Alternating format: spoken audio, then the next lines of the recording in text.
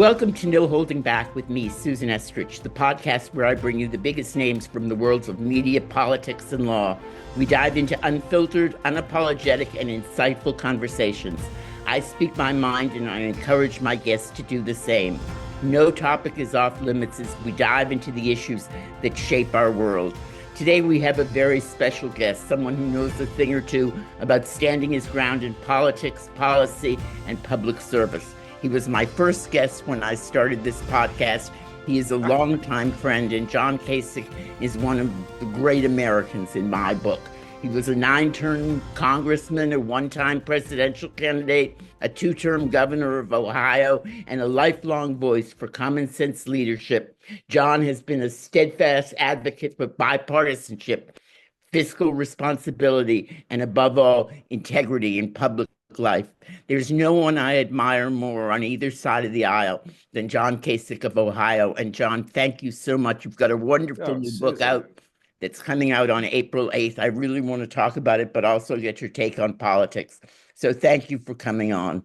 You're embarrassing me by giving me all those compliments. I mean, well, you deserve them. You've been I don't know. a distinguished public servant for your whole life. You've really done amazing things, and it's wonderful to have you. How are you enjoying the podcast world? I like the podcast world, but I'm having a hard time with our leader. But first, I want to talk about your book. We'll get to Trump in a minute. Okay. And the State of the Union and the whole mess. But first, tell me about this new book, because heaven help us. When I saw the title, I thought, right, heaven help us. But it wasn't exactly what I thought it was going to be. Tell me about the book and why you wrote it. You know, Susan, this is my second book on faith. The first one I wrote in 2010. And it was called Every Other Monday, and it was a book about a prayer group that I've had together since 1987. Wow. It still goes on, which is like almost 40 years. 7 or 8 men that come together and talk about faith, but talk about life. And then back in the days of COVID, I had heard, Susan, that a lot of the preachers were under fire because they didn't want to get into the pulpit and preach politics. No. And they didn't know what to do because they were afraid they were going to lose their whole congregation. So I called a group of world-class theologians together trying to lay out what it means to be a person of faith. And it was easier to get Congress to pass a balanced budget than to herd the cats of these theologians. So kind of gave up. They were all brilliant, had their own opinion. So one of my friends said, John, why don't you just go ahead and write a book? Now, my first book that I ever wrote was called Courage is Contagious, and it was written like 99 or 2000. And it was about amazing people who we've never heard of, who've done remarkable things. This book is about the power of institutions, churches, synagogues, and mosques, and people who have a great idea about doing something good and using the institution to try to help them materially, psychologically, with numbers of people to help them achieve very significant things. So whether it's dealing with the problem of the homeless, whether it's dealing with the problem of human trafficking or hunger or autism or foster care, any of those things, this is a way that these people have gone to their institutions, and the institutions have helped them to get their ideas up. So a couple of them, and I don't even know which one to start with. I'll tell you one, it's really cool. There's a guy in Omaha who had a dream one night, Susan, and he couldn't shake it. And he walked around town. He was a lawyer, a real estate guy, and he ended up running into his rabbi. And after a little while, he sat down with him and told him about his dream and his vision, and that was to acquire property, and on the same piece of property to locate a church, a synagogue, and a mosque. 15 years later, he got it done in Omaha, Nebraska. Yeah, I don't know any other place in the country where you have those 3 institutions on the same property with a community center for the kids to get together and talk about life in their different faiths. It's really a pretty amazing story. There's a guy in here who lost his father, almost lost his mother in a terrible car accident. He was dirt poor, went to college. Now, when I give you any of these statistics, they're going to be like mind-boggling to you. This guy was a ghostwriter.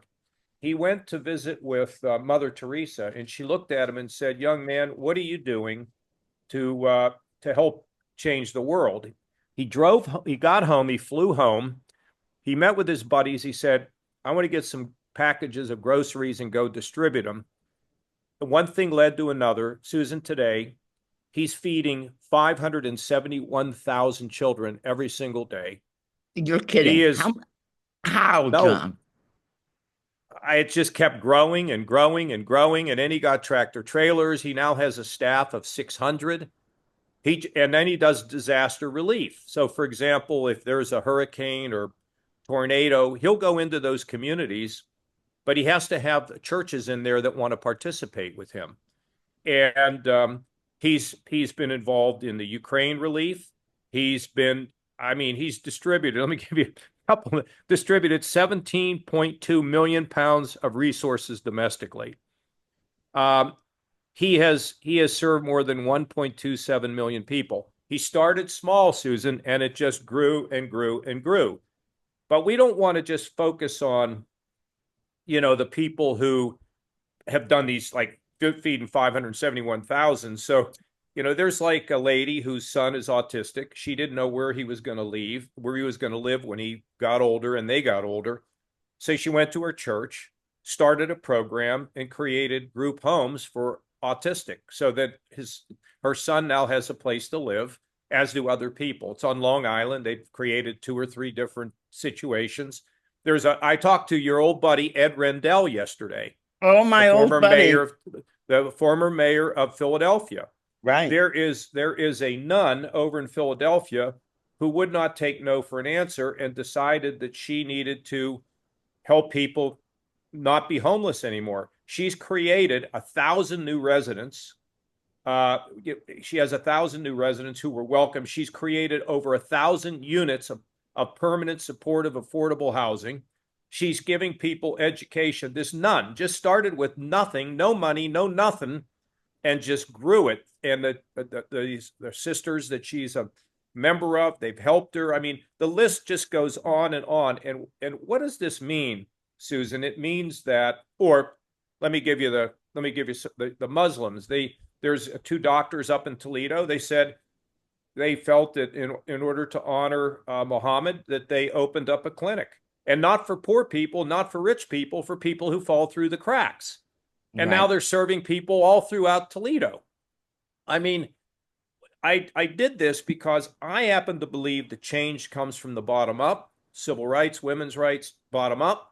And I also think today people are sort of stunned about what they can do, or those who aren't stunned are still looking for something to do. Well, when you drive past a church, a synagogue, or a mosque, think about what goes on in there. And if you're a member of one, think about what you can do. The opening chapter is about the shooting in Charleston, where they killed all the parishioners, the man did, and now they are doing everything they can on remembrance. And then the Tree of Life in Pittsburgh, where the guy went in and murdered all the people in the synagogue. They are now collecting everything they can so they can do a proper remembrance. Nothing would get lost. So, there's all kinds of things. This one lady, she says, I know the schools are a key. So she's using the schools to be able to distribute the opportunities for people in the community. I don't know why we never thought about that before. Why aren't you using the portal of the school to tell families all the things that that's not that big a deal, right? But it is. Right. So that's what this book is about. Bottom up, people changing the world. And the book is a pretty good handbook for how you can get yourself involved in something. What role, these are not just people acting alone. What struck me about the book, and I've just started reading it, and it's amazing, is the sense of community and religious institutions providing a sense of community, which allows these extraordinary people to do extraordinary things. And you and I have both been approached. I remember years ago, I was approached by a rabbi to give a speech to all the rabbis in the area about what they should pontificate about on the high holidays. And I said, for goodness sakes, don't do what I do. I do partisan politics. You don't need to do partisan politics from the pulpit. You need to talk about faith and what faith brings us to do in the community. And it seems to me you really marshaled that. That's exactly, Susan. Look, you and I are sort of top-down people. We know all the big wigs. We've worked with them. You've been, I mean, from top A You've to done Z, it. you've been, yes. But I'm convinced that, first of all, I'm convinced that politicians are a following indicator, not a leading indicator.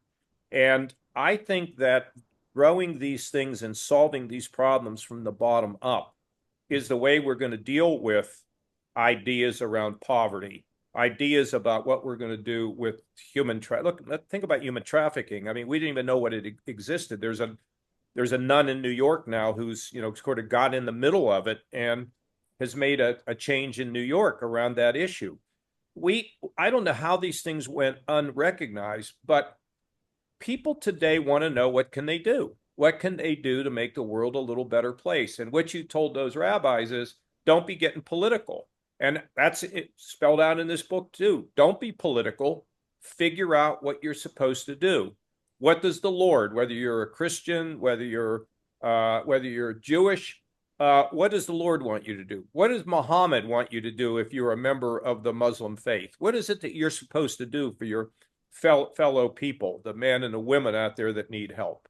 And you're exactly right. Hey, think about the institutions as a clubhouse. If you're going to be a politician, you need to have a clubhouse. If Right. you're going to try to advance a big idea, your church or your synagogue or your mosque could be the clubhouse. And then other people will join in and help you. By the way, I was at my church in Columbus on Sunday, and I sent the guy this little video, Bobby Shriver and I did, one of your buddies. He's really remarkable.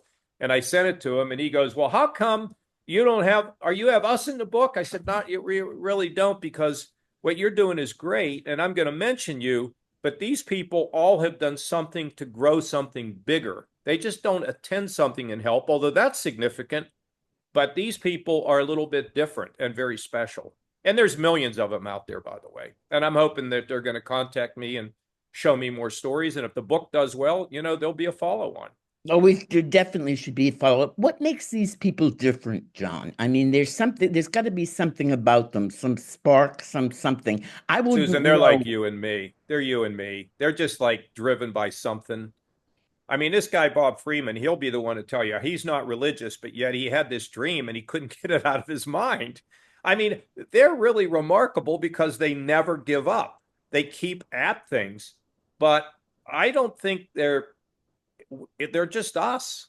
There's just somebody that has an idea. And what happens is these institutions give them hope that they could actually achieve something. Because if you're doing it all on your own, where do you go? Who do you Right. talk to? But there's a ready-made crowd here.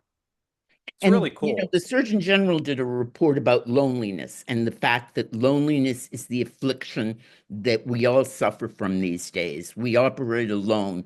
And it struck me as I was reading that faith-based communities are an incredibly important answer to the issue of loneliness and the sense of lack of purpose that so many of us feel right now, that that we're helpless, that there's nothing we can do, that, politics is out of control. How Right. do you marshal that inside a religious community? Well, okay, I'll give you a perfect one. My wife she goes and visits what she calls her olds.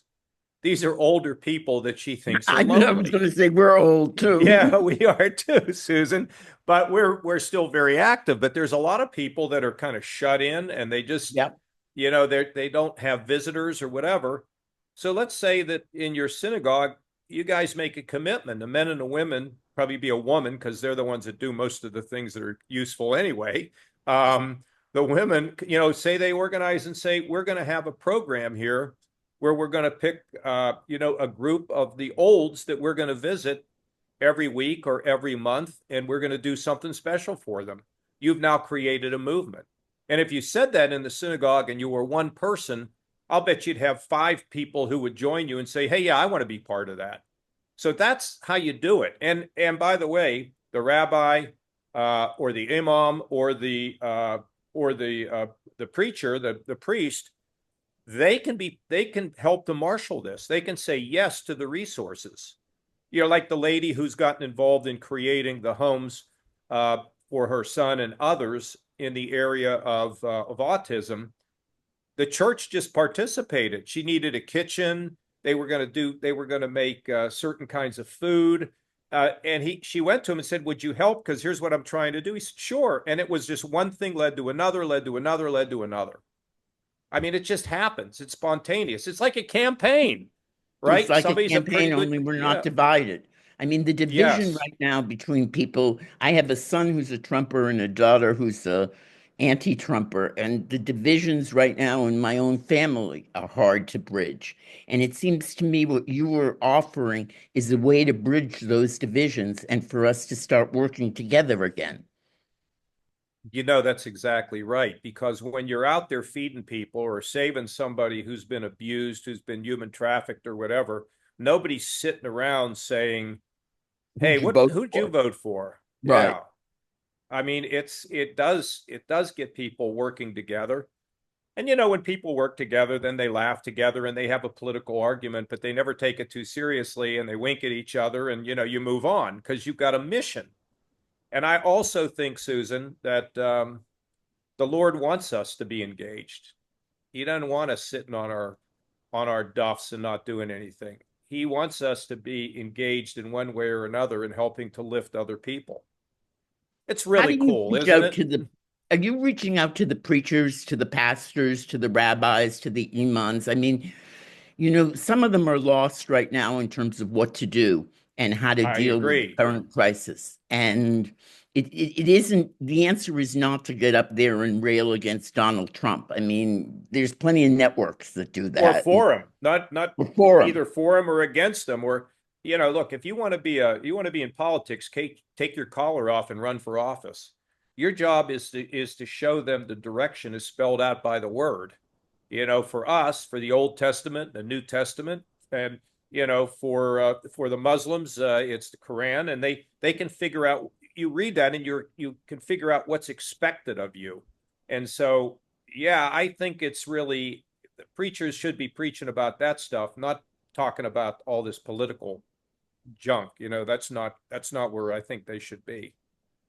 And what about the parishioners? How do you get them to see that there's something other than, I mean, I turned on the TV last night and I saw Democrats looking like silly, okay? I mean, they just look silly, dressed in pink and waving signs. And I thought to myself, is this really the best we can do? I think that here's what I hope is going to happen, that people are going to get this book and maybe other books like it.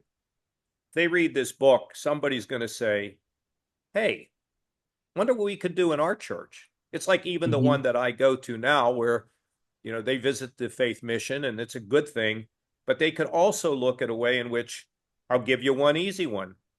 This guy is developed a literacy program. Poverty is really connected to inability to read. And he's got a program where he gets people just to go out there and read to kids. And he's done it through churches. He was just at the prayer breakfast. He's a guy on fire. And by the way, he's done a program and he's got Seth Curry that has been actually involved in his program to teach kids to read. He's a great, great guy. And so how about a program to work with kids that can't read? I mean, you can Mhm. create anything you want in these institutions. And I'm a believer, Susan, you know this, you've been in politics for so long. You see that when you have a good candidate, people show up. They'll show up and they'll help and they'll pass out stuff and they'll give money and all that. It's the same thing here. It's just we need people to be creative about what it is that they might want to do to help people. What Isn't it about the great? argument that this is what government should do? That what you're doing and what you're advocating is for people to fill in for where government has failed. I think it could be a partnership. So one of the programs Well, take this program of the literacy. The way it started was the guy and his church went to a school and said, "What do you need? We're not here to proselytize. We're just here. What could we do for you?" He said, "The school's a disaster. Could you clean it up?" In the process of cleaning up the school, taking all the gum off of the, off the benches and clipping the weeds and everything else, it led more into this idea of a literacy program. I was so interested because here's a case where the school, which is government, was not against what these church people wanted to do, but the church people weren't in there trying to convince anybody of anything. They were just trying to be helpful. That's another thing I found in the book that I found very interesting is there are ways, or take the portals for the schools, right? If I can be helpful to a school to use their portal to beam out to families in need the things that are available to them, because most people don't even know where to go if they're in need of food or whatever it is, there's a place where there's cooperation again. So we don't have to necessarily think the minute somebody wants to be involved with a church that somehow they're anti-government or whatever. Government should be embracing these folks. I'll tell you the other one, Susan, is the issue of foster care. Foster care doesn't work really well. As you know, No, it's been a problem. Disaster. So they've gotten involved with the foster care governmental entities. They got an award from the federal government to be able to participate and help the different communities figure out how to deal with the issue of foster care. And they create very nice. They create a thing called a welcome box, and that welcome box, just to give you an idea, listen, think about this. This group, Juliana Goebel and Ben Sand, okay, 31,000 volunteers mobilized. They started this with nothing. 5,700 tangible needs met for youth and families since 2020. 1,500 certified families recruited through Every Child's efforts. 919 hours of respite provided through foster parents' night out. Isn't that a great idea? 98 makeovers of Department of Human Services visitation rooms across Oregon. And now this Every Child Oregon operates in 36 Oregon counties. And they also got some, federal award. There's a case where they're very spiritual people, but they're not proselytizing. They're saying, we're here to help. And, you can do a lot better job in spreading faith by what you do rather than what you say. Well, I think elaborate on that point, John, because I think that's really important. I think right now a lot of people look at faith-based organizations and think they're out to proselytize. And so you have a lot of resistance to the effort to support them, and a lot of people saying it's a turnoff. Yeah. Well, I think when I say, if I show somebody I'm kind over time, they're going to want to know what's motivated me. I don't have to go in there and tell them, oh, let me tell you what my philosophy is and what my religion is. People will find it over time. And these days, when you find people who are extremely kind, you're really struck by it, aren't you? Because people who go the extra mile for some reason. So it's not a matter of I have to preach anything to you. You're going to learn more about me by what I have been doing, scraping the gum off of a bench than if I go in there and start trying to tell you about religion. It doesn't mean at some point people aren't going to find out about it. But if you're being extremely kind, people want to know what's your motivation. And the motivation is pure. I mean, that's what strikes me about what you're writing about. These people were not out to run for office. They were not out to make money. They were not out to become famous. They're probably as famous as they'd ever want to be. They were out to do something. And that makes you feel good. Yeah, Hal Donaldson, who's fed the 571,000 kids every day, he's come to see me several times. We've had some very nice talks, and he wanted me to go with him down to El Salvador and take a look at what they're doing down there. I haven't been able to do it. It wasn't safe at the time, but he's done it because when his parents got in a traffic accident, father killed, mother seriously injured, there was a family that took he and his siblings in, and they slept on the floor. They lived in a trailer park. They lived on food stamps. he's so grateful for what that family did for him and for his siblings. This is all payback. And I have to tell you also, Susan, the Lord works in mysterious ways, and his ability to be able to give us some sort of magic when it comes to our ability to have an impact, I believe is there. Tell me about the magic. That's an amazing concept. Sort of a power that he can give people to attract others and to pursue good causes. I mean, if you take a look at some of these stories, these are a lot of people who feel as though they're involved in payback. This guy up in Massachusetts, let me tell you a little bit. Well, let me tell you about Joe Mayako. And this is a guy in Naples, Florida. They got hit by a hurricane, Susan, and I went to that church a couple times. And when my wife and I showed up when we were back in Naples, we went to the church, but the church was not open. They were on like this, under this tent. The church had been completely wiped out. So they had to go and rebuild. When they were rebuilding, they not only raised enough money to continue to support their activities, but they then went and supported the activities of the partners, their mission partners who were out there feeding kids, buying kids new tennis shoes. I mean, how does that happen? There's a sort of energy, in my opinion, that can happen if you keep at it. Bob Freeman having this dream, that's magic. I mean, he has a dream, and 15 years later, why does he have that dream? Why doesn't he quit the dream? Why does he write it down? Why is he possessed about this dream? Tell me why. What is there something about these people that is different than you and I, or different No, than the average I don't person? think so. I think, Susan, I mean, you're going to think this is a little wacky, but that's okay. I think the Lord empowered him and made such an impression, he just kept going. And then he had trouble trying to get the Christians' faith people involved. He finally found them. Didn't have as much trouble with the Muslims. It was with the Christians that he had trouble with. The Jewish community supported him, but they thought he was nuts. What are you going to do? You're going to acquire all this land and build a church, a synagogue, and a mosque? But somehow it just kept going. It kept working. And I consider that to be some spiritual magic. I really do. And explain to me how a group of people, how you can have 9 parishioners gunned down at the Emmanuel AME Church down there in Charleston. How can you have them gunned down, and a number of those family members go to the trial and ask and say, "I forgive you," to the killer? I don't understand. I don't know. Well, where yeah, you do. Yeah, you do. From. It comes from the inside. It comes from the inside. Does it come from the Lord? I mean, where does it come from? It comes.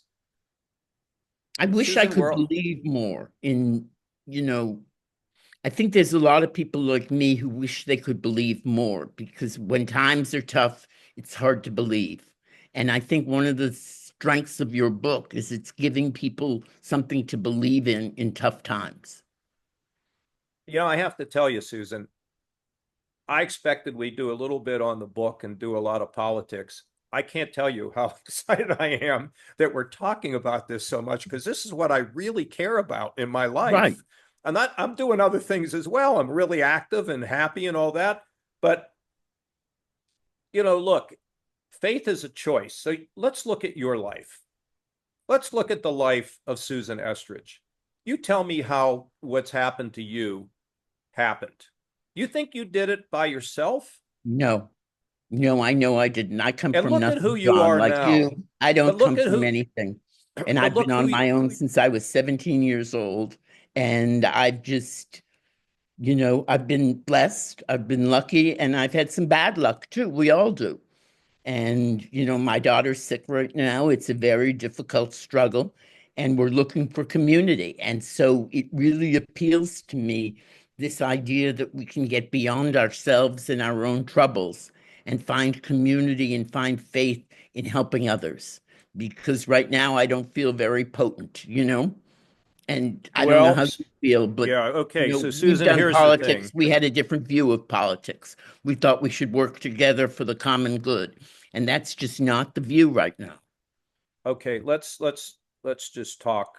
I mean, and this is the result of my study over the years, and I accept this. I think when God made the world, and remember, the first part of the reported part of the world is all about the Old Testament for the fundamentals of the lessons of the Jewish faith, which are lessons for the Christians as well. That Bible that's, it's unique. It's got an old part and a new part, right? It's put it into one book. I believe God made this world correct, and I think it's become disjointed because of human sin. And as a result of that, we see terrible things that happen in this world that God doesn't approve of, but somehow he allows to happen. Mm-hmm. Um, Look, my mother and father were killed, as you know, by a drunk driver, and Yep. it's changed my life. I'm not scarred. There's no way I could be talking about this stuff had that not happened. And he didn't do that. My parents were killed, but somehow I found in the middle of it a way forward and got it in its place. I don't know why he let that accident happen. It could have been, they could have pulled out 10 seconds earlier or later and it wouldn't have happened. I don't know why that's happened, but I've looked at it and tried to use it for good. This is another concept that is written about by a man who was preaching in Nazi Germany and was, silenced and, almost, we've had a number of those preachers, some of whom were executed. Somehow when God sees these things happen, he's crying right with you, Susan. And he is crying, but he is going to bend things in such a way, in my judgment, that will work for the long-term purpose and good for people that recognize him. How did you I forgive God? How did I, pardon, say this? How did How you did I forgive forgive? God? That's a really good question. I remember the morning I was with my mother as she was dying, and a preacher showed up who my mother liked, and he was saying, well, you have to understand this and that. I said, you don't have a clue what I'm going through. He said, I don't, but one thing I do know, that your mother wouldn't come back if she had a chance. And I heard that. It was like a thunderbolt to me. Susan, I didn't know if I even believed in God after that happened. It was such Sure. a dark place. But that was in 1987, and this is now 2025. That's 38 years. And I've used 38 years of my life as a high priority to try to figure out who he is and how he works. And he's never going to tell me how he works. He's made that Nope. clear to me. He is not going to tell me, but I've come to believe that he knows what's happening here, that he cares about me and loves me. He loves my family, but we live in a world that is out of joint. It's like being in a stream that's severely polluted. We get sick from that. Mm-hmm. And people say, why can't he just fix that? Well, if he fixed everything, first of all, we're not robots, so we have free will. And secondly, I believe that at the end, he moves everything in the direction it's going to work for me in the long run. And the long run may not even be on this earth. But what am I supposed to believe in?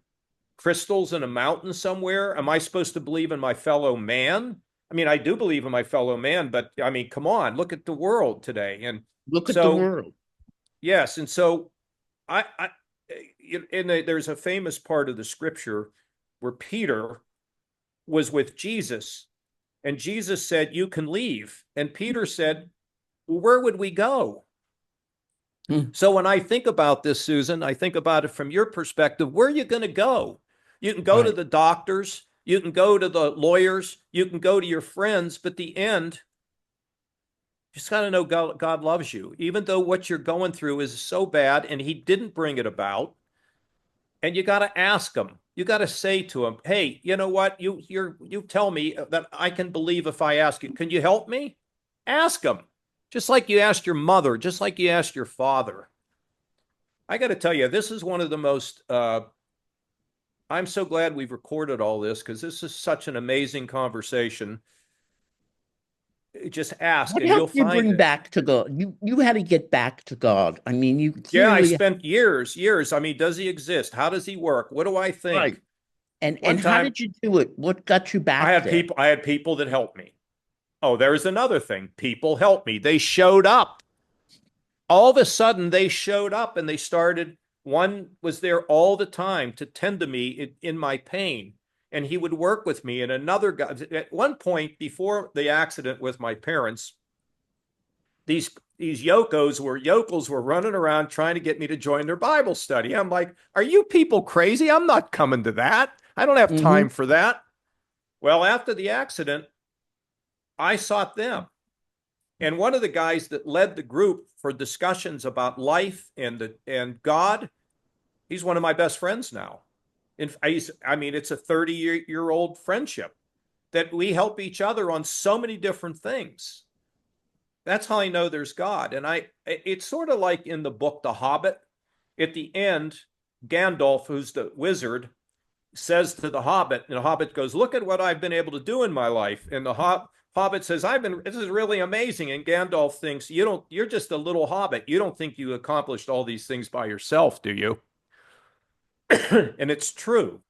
So I would suggest for anybody who's searching for this, talk to your rabbi, talk to your priest, talk to your imam, say, I'm lost.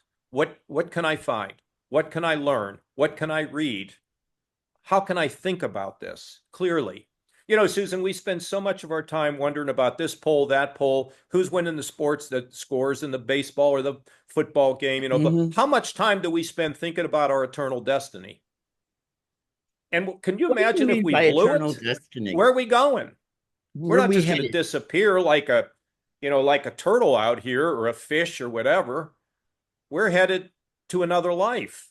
I mean, how else would we think about this? What would life be worth if all we had was this? And, one of the great theologians, Michael Novak, who was very much a liberal, became a Right. conservative, he said, life is but a veil of tears. Hmm. It can be a veil of tears. And through Can be those a veil of tears, tears and it can be we can very find lonely. hope. Yes, but then What, we what, can find the hope. what strikes me about your story too is the community, the sense that people showed up for you. And I think one of the things we've lost is that sense that showing up makes a really big difference. I I'm going to know. tell you a story that I've never told this story in public. There's a few people. Well, I'm going to tell you something that's really remarkable. We were asking about how does God work. So I have a friend I met him when he was probably about 78, and he was very, very fit, Susan. And I admired him. He'd be in the gym and I'd watch him and I'd talk to him, and he was a good golfer and we'd laugh and all that. One day he tells me he got cancer. And so I contacted a friend of mine who's a doctor, and he kind of weighed in with my friend. But over time, he just wasn't getting any better. He had a series of operations, and and we would talk every so often. I made sure I stayed in touch with him. I called him one day, not long ago, and I knew he was having trouble. And he said to me, John, we're at the end of the road.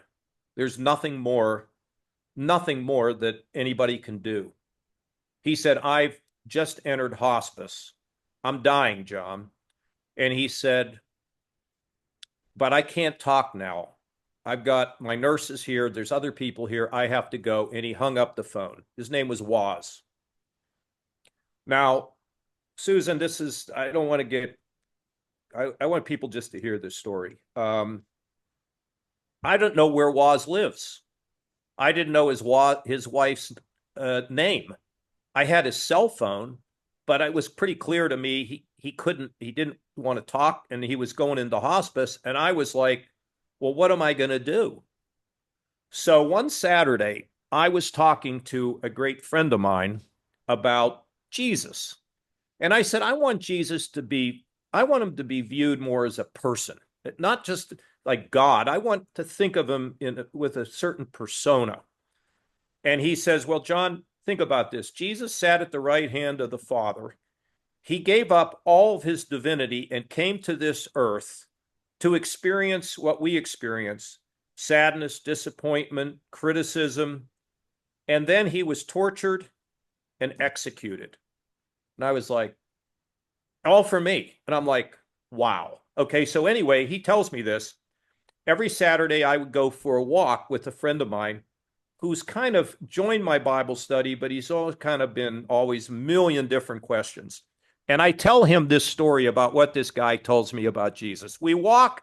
Now, Susan, stay with me. So it's a brutal day out here. It's sleeting, it's raining, it's windy, it's cold. We parked the car in a spot we've never parked in before so we could have a shorter walk. We walk up this hill, and I'm telling my friend this story. And we get into a crosswalk in this half a horse town. It's not even a one horse town. On one part of the crosswalk is a cemetery. The other part is a park where children play. We're in the middle of the crosswalk, and here comes this SUV or truck coming at us at kind of rapid speed. And he stops right there because he sees us in the crosswalk. Normally, I would just wave and I would walk on. Well, something told me, I don't know what it was. Go around and thank the guy. Go talk to him. So I walk around the vehicle, and his window comes down. And he looks at me, he says, "Hi, John. Do you recognize me?" I said, "Well, no, I really don't." He said, "I'm Waz's son." Wow. He pulls into the parking lot. He gets out of his vehicle. He comes to me. This is less than a month ago. He comes to me and he says, "Here's how my dad is doing. This is where he is. This is the address. This is his wife. This is her phone number." And I said, "What can I do?" He said to me, "My father always just likes to talk to you." So the next day I go to see him because I know this is a call to me, right? I know it. I get there, and the son and his wife is there. She looks at me. She said, "John, we have never been on that road before, ever. We never drive into that town, ever. And here we end up having this." That is an amazing story. Well, Susan, that's how he works. Now, some people would say, "Oh, was this a coincidence? And, you're crazy." And No. I'm not crazy. I'm a normal guy. But that No. story just exemplifies it. So for those that don't know, ask somebody to help you find the path. It's no different than when you started in politics. It's like, can you help me to understand what this stuff is? Yep. And you kind of knew it. And now you have a daughter, God forbid, is ill. I don't know, but there's maybe an opportunity here for you to think about your life and try to do something about it to help other people who are sick. well, but also to say, "Father, if you're out there, show me." Kasich says that you're there. I kind of like John, but I need more than Kasich. I need more than that. I need you. Yep. It's really true. Tell me, before we go, because I've taken so much of your time, tell me what's your message to people right now, especially Republicans who feel frustrated and uncertain and need courage? Well, I guess my message to everybody is life is short. And our job here on this earth is to help build a better life, not just for ourselves, but for others. It doesn't mean we got to go feed 571,000 people, but be kind. Learn to get along with people. Realize everybody's made in the image of God. And when you trash them, you're trashing God. That's not a smart thing to do. Because I think at the end, we're going to answer for what we did down here, not in a negative way or a judgmental way, but we're going to be held accountable. And what I would say is find something locally. Drive change from the bottom up, because the politicians are lagging indicators. The people they're forward-looking indicators. And when I think about Martin Luther King, when I think about the women's rights movement, when I think about the environmental movement, all these things came from the bottom up. If we're waiting on politicians, Susan, we've seen a few who we believed in, but not many. And we know that what makes them jump is when we put the heat on them. When we as the people put the heat on them, that's how we can get them to do the right things. How are we going to let me ask you one last question. How are we going to put the heat on them right now? I see people hurting, and I see people afraid, and I see people around the world suffering. And, I hear a president who says basically the hell with them. I We're think going to put America first, and we're not going to care about others in the world. I And think it troubles me. I think the most effective thing that Democrats can do is to point out the damage that's getting done. If you take the Agency for International Development, it needed to be shaken up. It needed to be shaken up. Yeah. But there's so much good that they do. And we need to point out what they've done, for example, through PEPFAR in Africa. And when we see families, a guy loses his job, and all of a sudden he's fired, he doesn't even know what he did. He has to go home and he's got to go talk to his spouse, or she has to go home and talk to the spouse and the kids and say, today I lost my job. I don't think you get this stuff done by just firing people. I never did it in all the time I ran stuff. I think by showing examples I'll give you one. I think I've noticed, Susan, that they backed off of deporting all these illegals. Now they're saying if they committed a crime, we're going to ship them out. I think the country agrees with that.